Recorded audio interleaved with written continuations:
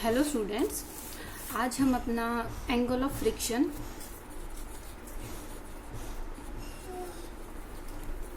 और angle of repose के बारे में बात करेंगे।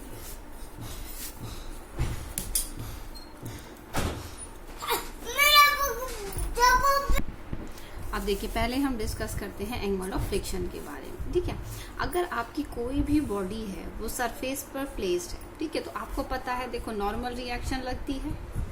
ठीक है, अगर हम अप्लाइड फोर्स लगा रहे हैं, यहाँ से अगर हम फोर्स लगा रहे हैं अप्लाइड फोर्स, तो इस डायरेक्शन में आपकी फ्रिक्शनल फोर्स लगेगी।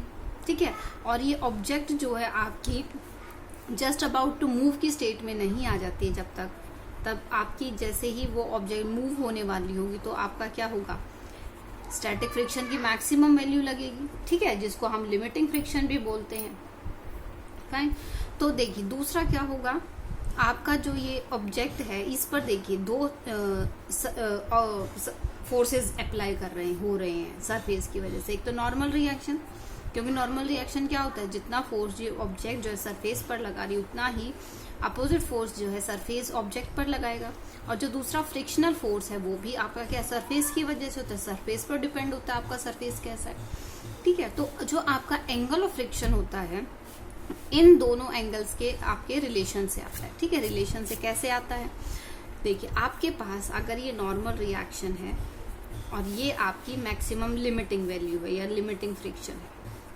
ठीक है, तो इनका अगर हम रिजल्टेंट निकालते हैं, इन दोनों फ्रिक्शंस का अगर हम रिजल्टेंट निकालते हैं, तो जो ये रिजल्टेंट होता है ये एंगल बनाएगा किसके साथ, नॉर्मल रिएक्शन के साथ। उसको हम बोलते हैं क्या, एंगल ऑफ फ्रिक्शन।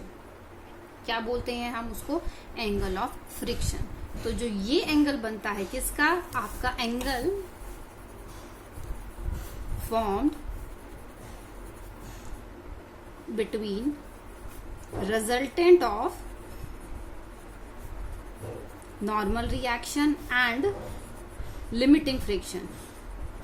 ठीक है, limiting friction force is resultant and, ठीक है, किसके बीच में बनेगा, resultant of n and fs maximum, इसके बीच में, और किसके बीच में बनेगा, and normal reaction। ठीक है, इस एंगल को हम बोलते हैं क्या, एंगल ऑफ फ्रिक्शन। ठीक है, अगर हम एंगल ऑफ फ्रिक्शन को और डिफाइन करते हैं, वैल्यू निकालते हैं, तो हम इसकी क्या वैल्यू निकाल सकते हैं, हम इस ट्रायंगल को कंसीडर कर लें। ठीक है, तो इस ट्रायंगल में अगर हम देखें, अगर हम ओ ए सी, ठीक है, डी, तो हमारे पास क्या हो जाएगा, tan theta equals to perpendicular क्या हो जाएगा हमारे पास, ए सी या सी ए डिवाइडेड बाय आपके पास ओ ए। अब देखो सी ए किसके इक्वल होगा, सी ए हमारा इसी वैल्यू के इक्वल होगा क्योंकि आपके अपोजिट पैरेलल लाइंस हैं।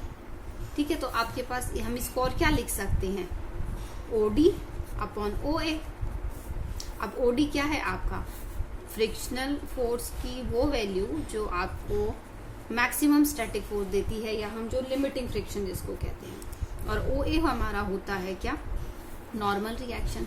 तो tan theta equals to F S maximum divided by N, ये क्या होता है, आपका नॉर्मल रिएक्शन होता है। क्या होता है आपका, नॉर्मल रिएक्शन। ठीक है, अब देखो, अब अगर आपको याद हो तो हम जो लिमिटिंग फ्रिक्शन की वैल्यू है उसकी वैल्यू हम कैसे निकालते थे, म्यू एस, क्या है ये, कोफिशिएंट ऑफ स्टैटिक फ्रिक्शन।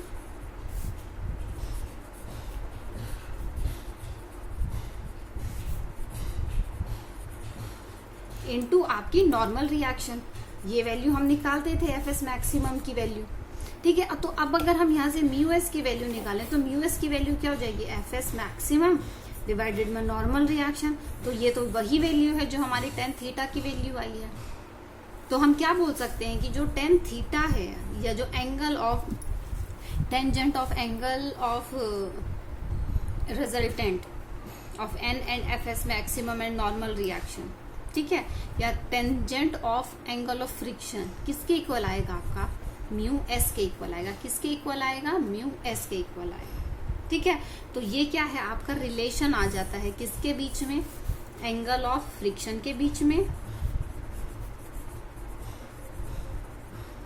और किसके बीच में आता है, कोफिशिएंट ऑफ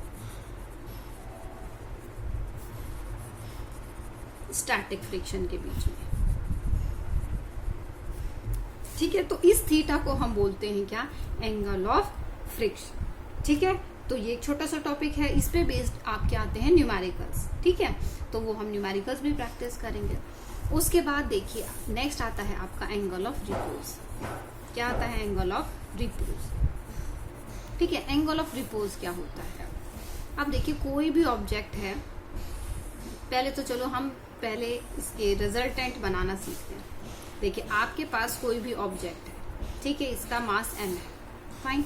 अब देखिए ये इंक्लाइंड प्लेन पर है, इंक्लाइंड प्लेन पर है तो इसका मास कहाँ एक्ट करेगा, वेट जो है mg डाउनवर्ड डायरेक्शन में एक्ट करेगा टुवर्ड्स द अर्थ। लेकिन अगर हम इस ऑब्जेक्ट की बात करें तो हम एक्सिस कौन सी कंसीडर करेंगे, हम एक्सिस ये वाली कंसीडर करेंगे, क्योंकि देखिए फोर्स अप्लाई होगा या बॉडी मूव करे तो इस डायरेक्शन में मूव करेगी।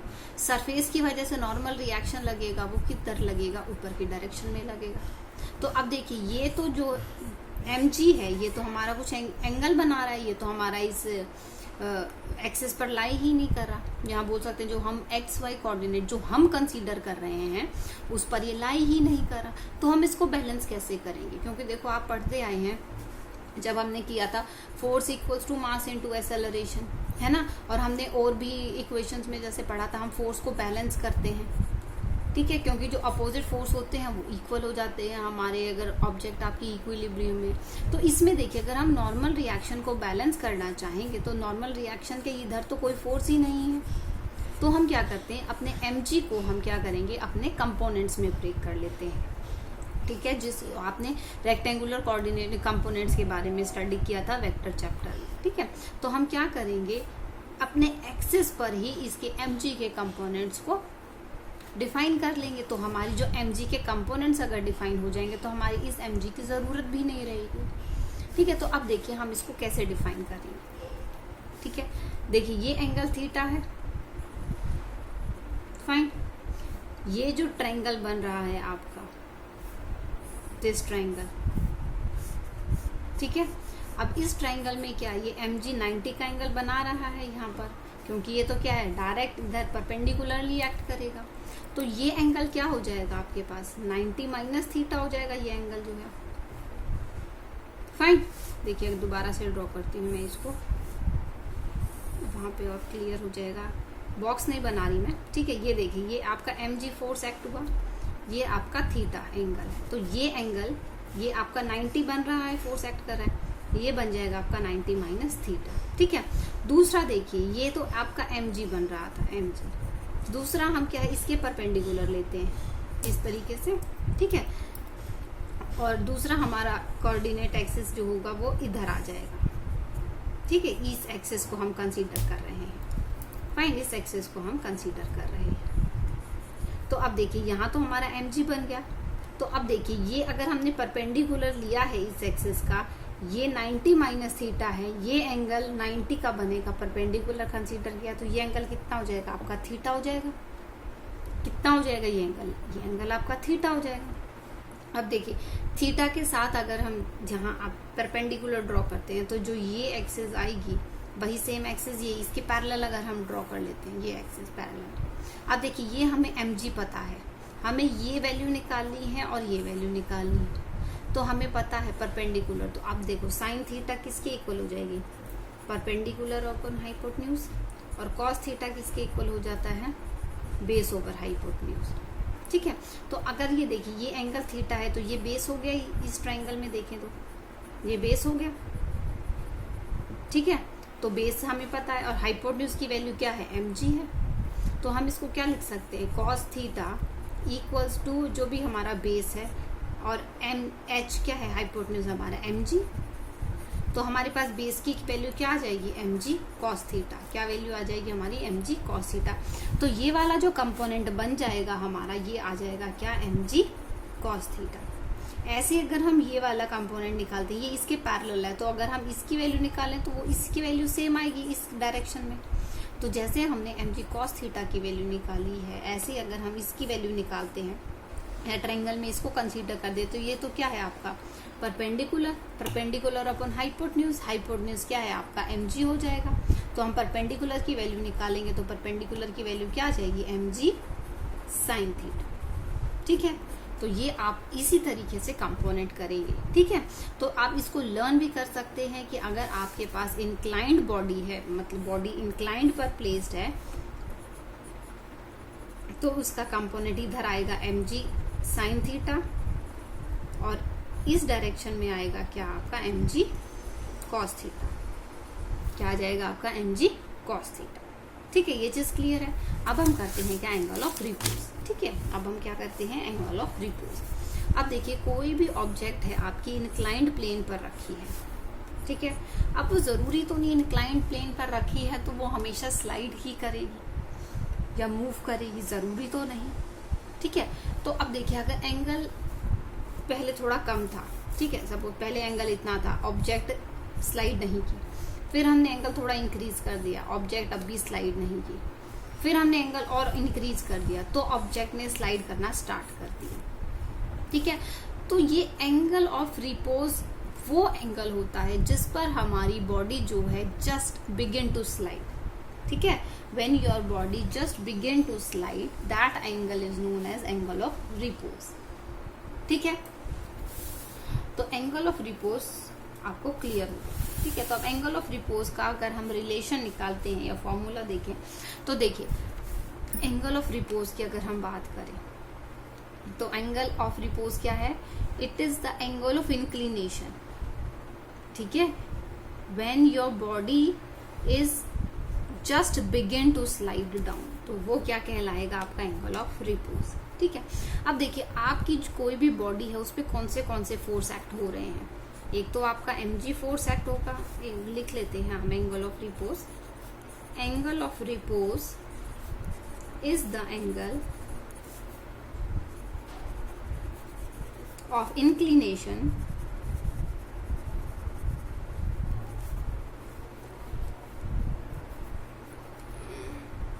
at which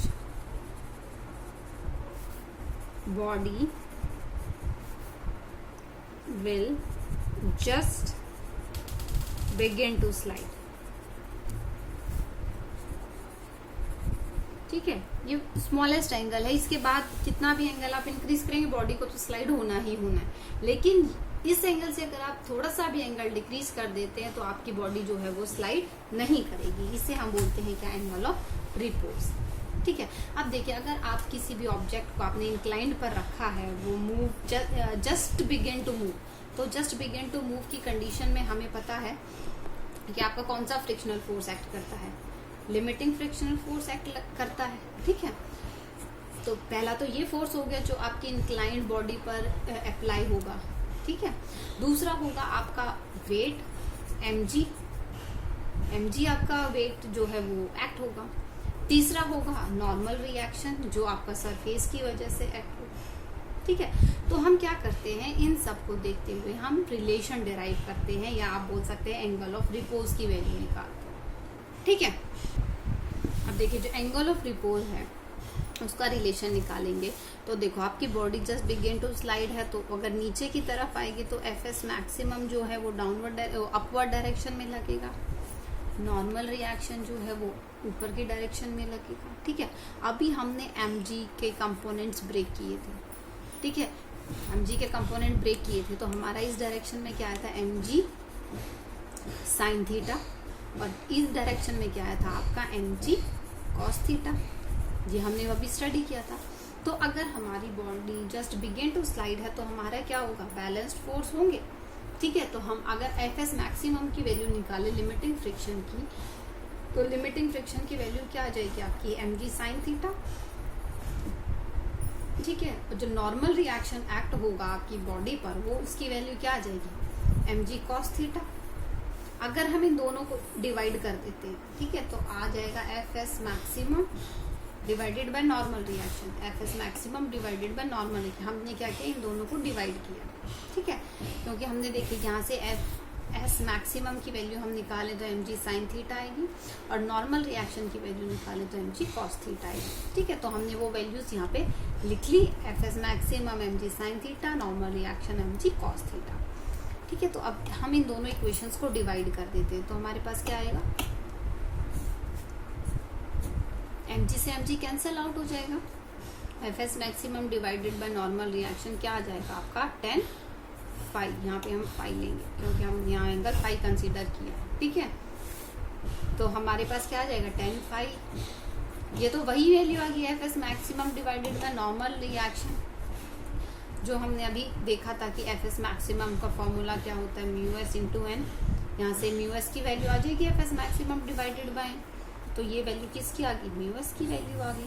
तो इसका मतलब क्या है, एंगल ऑफ रिपोज और एंगल ऑफ फ्रिक्शन क्या होंगे, दोनों इक्वल होंगे। ठीक है, दोनों किसके इक्वल आएंगे आपके, और किस चीज के इक्वल होंगे, कोफिशिएंट ऑफ स्टैटिक फ्रिक्शन के इक्वल होंगे। ठीक है, तो ये एक आपका इंपॉर्टेंट कंक्लूजन निकल कर आया है कि angle of friction equals to angle of repose.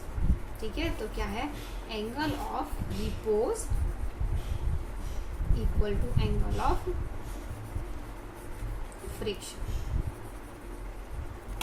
ठीक है, तो ये रिलेशन निकल कर आया है, और ये दोनों किसके इक्वल होते हैं, आपके कोएफिशिएंट ऑफ स्टैटिक फ्रिक्शन के। किसके इक्वल होते हैं, कोएफिशिएंट ऑफ स्टैटिक फ्रिक्शन के इक्वल होते हैं।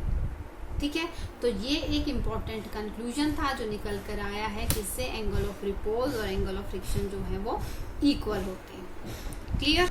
अब हमारे एक छोटा सा टॉपिक रहता है जिसको हम और डिस्कस कर लेते हैं, वो है क्या, रोलिंग फ्रिक्शन और स्लाइडिंग फ्रिक्शन।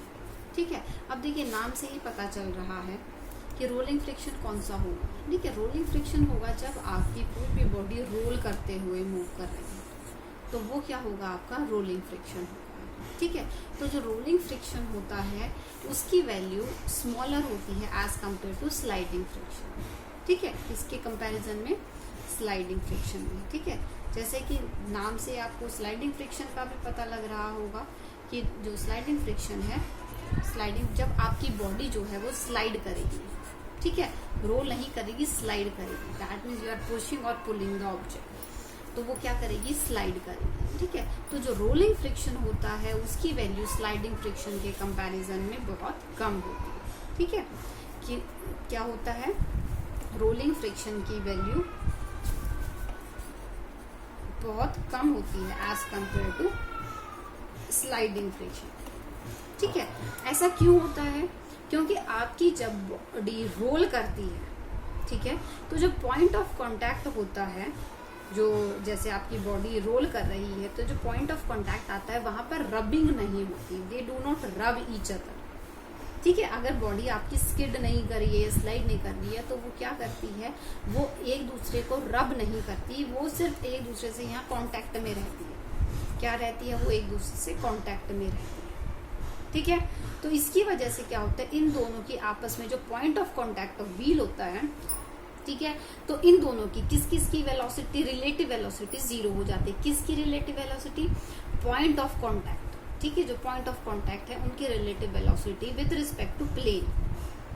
ठीक है, विद रिस्पेक्ट टू प्लेन, तो जो आपका ये सर्कल है या रोलिंग, जो भी आपकी चीज रोल कर रही है उसका पॉइंट ऑफ कांटेक्ट होगा, और जो आपका सरफेस होगा, इनकी रिलेटिव वेलोसिटी क्या हो जाती है, जीरो हो जाती है।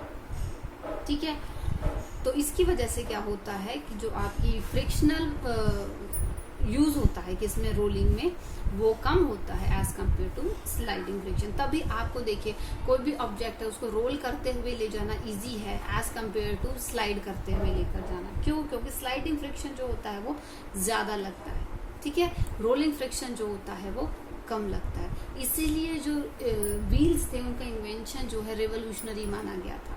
ठीक है, उसने उसने वर्ल्ड को एक नया मोड़ दिया था। तो जो आपके व्हील्स हैं, they are therefore called they revolutionise the world. ठीक है, कि वो एक नया मोड़ लेकर आए थे। फाइन, तो ये आपके तो छोटे छोटे टॉपिक्स थे जो हमने अब कवर किए, रोलिंग फ्रिक्शन और स्लाइडिंग फ्रिक्शन के, along with angle of friction and angle of repose. दो छोटी छोटी बातें जो रोलिंग फ्रिक्शन से रिलेटेड है कि रोलिंग फ्रिक्शन किस चीज पर डिपेंड करता है, ठीक है। रोलिंग फ्रिक्शन एक तो डिपेंड करता है कि जो आप व्हील यूज कर रहे हैं या जो सर्कल यूज कर रहे हैं उसके रेडियस पर, किस पर, जो व्हील यूज कर रहे हैं या सर्कल यूज कर रहे हैं उसके रेडियस पर, ठीक है।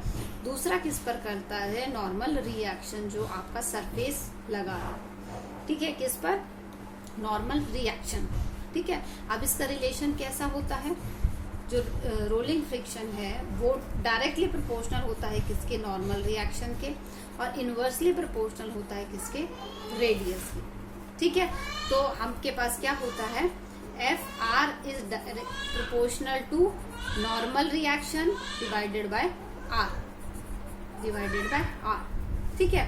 तो ये किसके इक्वल आता है, म्यू आर, कोफिशिएंट ऑफ जो आपका रोलिंग फ्रिक्शन है, और normal reaction divided by radius. तो ये किसका फॉर्मूला बन गया आपका, नॉर्मल रोलिंग फ्रिक्शन का फॉर्मूला बन गया, किसका फॉर्मूला बन गया, रोलिंग फ्रिक्शन का फॉर्मूला बन गया, ठीक है। तो ये कुछ टॉपिक्स थे जो हमने आज कवर किए हैं। 1 या 2 वीडियोस में ये आपका थ्योरी इस चैप्टर की कंप्लीट हो जाएगी, ठीक है। Thank you students, that's all for today.